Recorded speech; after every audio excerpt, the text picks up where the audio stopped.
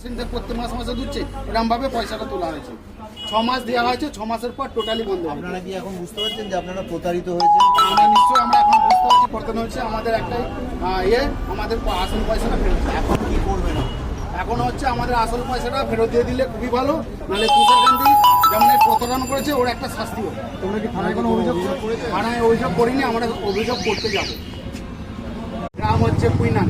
আর কোন কোন এলাকার লোক ইনভেস্ট করেছে এখানে? প্রায় সব এলাকার লোক ইনভেস্ট করেছে।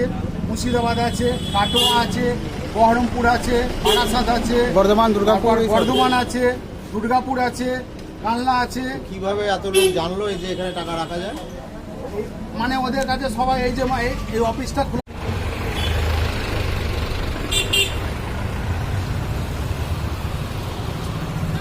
সবাই মিলে একসাথে